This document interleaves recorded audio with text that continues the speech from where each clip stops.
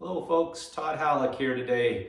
One of my favorite things to do is play a little golf. This is actually an old golf club that belonged to my grandfather, and he's the one that taught me the game and I played with a lot growing up, and so this is a kind of a special memento to me. And one of the saddest golf stories out there is the story of the 1968 Masters with Robert DiVincenzo, the Argentine golfer, one of the great golfers of all time. And in this particular event, Mr. DiVincenzo had tied another golfer for the lead as the Masters came to its conclusion, and they were headed for a playoff.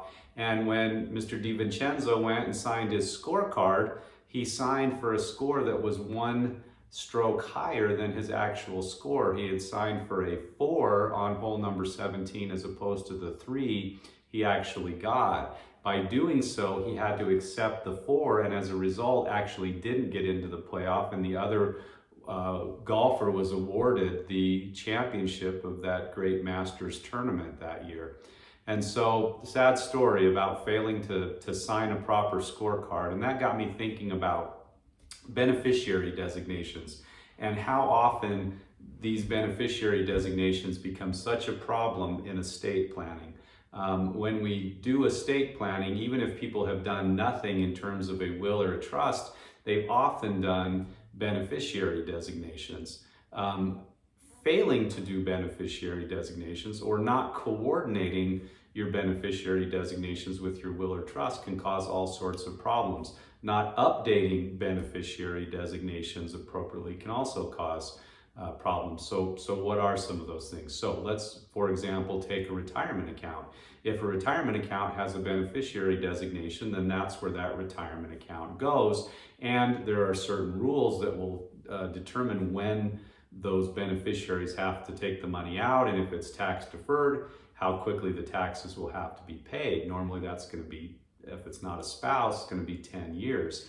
Well, if you don't have a beneficiary designation on your retirement accounts, then the rule is shrunk to 5 years to get the money out, and if it's tax deferred, have to pay the taxes. So that can be a big problem. If you have listed your spouse as the beneficiary of your life insurance policy and you subsequently divorce and then fail to update that, there are some presumptions that kick in that you intended to change that, but they're only presumptions and they could be subject to legal challenge. And in fact, there's been recent cases where ex-wives have said, no, he intended or she intended to leave me as the beneficiary, and still tried to get the life insurance death benefits. So that's another example.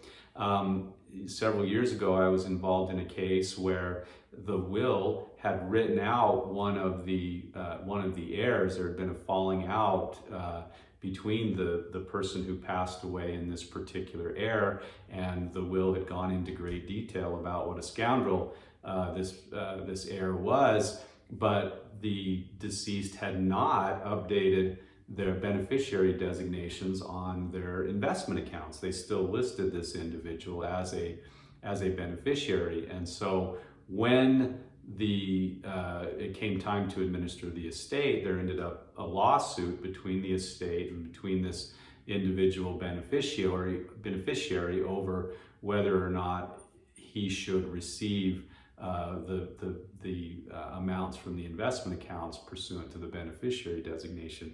And in most every state, there's going to be a statute that says, regardless of what's included in the will or the trust, the beneficiary designation is going to control. And so in that case, the individual who was written out fairly unceremoniously from the will was still entitled to receive his share under the beneficiary designation. So these beneficiary designations are really important, and they can either create tax consequences, create unintended consequences, or create discord in the administration of an estate after you're gone. So really important to, on an annual basis, review those beneficiary designations, make sure the people are who you want them to be, If you have a trust, maybe you would rather have the trust as a beneficiary in certain circumstances on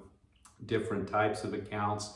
There's different rules for different types of accounts, so it's important to always remember to get good advice on that if you are going to list a trust. But the regular review of those beneficiary designations is important. I can't express how many times we've had situations arise where people were certain that they had beneficiary designations in place, but as we requested that information from the various life insurance companies or brokerage companies or whatnot, come to find out that either beneficiary designations weren't in place or that they hadn't been, they weren't what the people expected. One last quick story of a recent case where we ended up having to file a probate because husband had listed wife as the beneficiary.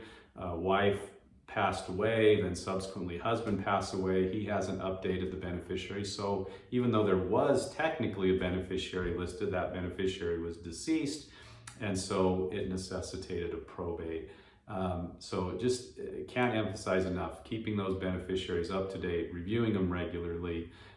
Don't, like Mr. DiVincenzo, regret that you, in a sense, didn't sign the proper scorecard by signing the proper beneficiary designation. So I hope you found this useful. If you have any estate planning needs, make sure you're getting with a qualified professional to help you out, and hope you can get out on the golf course this fall and winter, at least those of you who live in the sunnier states.